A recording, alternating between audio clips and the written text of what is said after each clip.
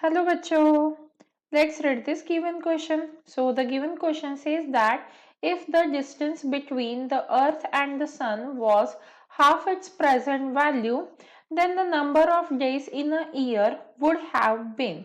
And the four options are given as 64.5. Second option is 129. Third option is 182.5 and the fourth option is 730. तो देखिए बच्चों, question में हमें क्या बोला गया है कि मान लीजिए जो अर्थ और सन के बीच का जो डिस्टेंस है वो हाफ हो गया उसकी आज की वैल्यू से, तो उसके कितने दिन रह जाएंगे एक ईयर में। तो उसके लिए हमारे पास चार ऑप्शन है और हमें उसका करेक्ट आंसर फाइंड आउट करना है। तो अब इस क्वेश्चन को सॉल्व करने के लिए हमारा की कंसेप्ट क्या रहेगा। Key concept to solve this question is Kepler's third law. तो केपलर थर्ड लॉ के हिसाब से क्या होता है, मतलब what is Kepler's third law.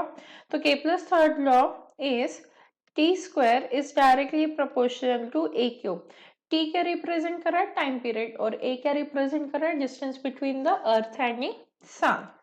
तो अब यहाँ पे इस केपलर्स थर्ड लॉ की हेल्प से हम इस क्वेश्चन को सॉल्व कर सकते हैं। तो अभी अगर मान लेते हैं कि प्रेजेंट वैल्यू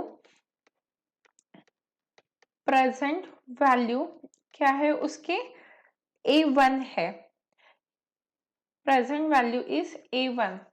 तो फिर न्यू वैल्यू क्या हो जाएगी यहाँ पे। तो न्यू वैल्यू क्या कंडीशन दी हुई है हमें क्वेश्चन में कि जो डिस्टेंस है वो क्या हो जा रहा है, हाफ हो रहा है।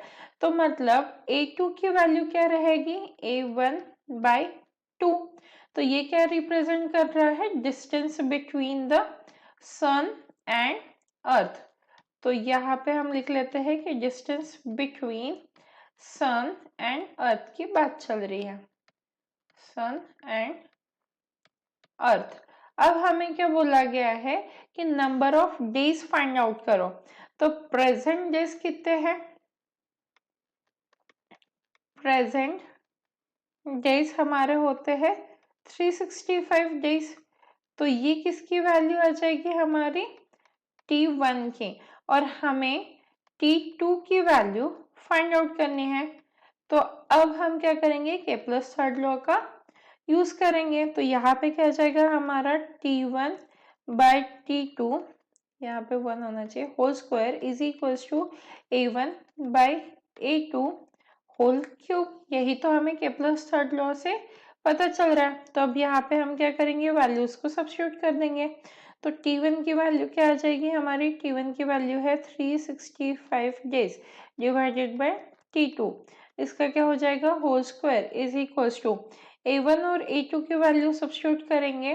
तो A1 और A2 की वैल्यू क्या आ जाएगी, A1 और ऊपर में चला जाएगा 2।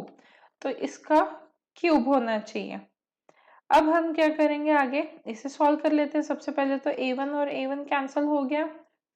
अब बचा क्या हमारे पास, अगर मैं ये स्क्वायर रूट दे दूं तो मेरे पास क्या बच जाएगा यहाँ पे 365 by T2 is equals to 2 raise to the power 3 by 2। मतलब यहाँ पे आंसर क्या आ जाता है, 2√2।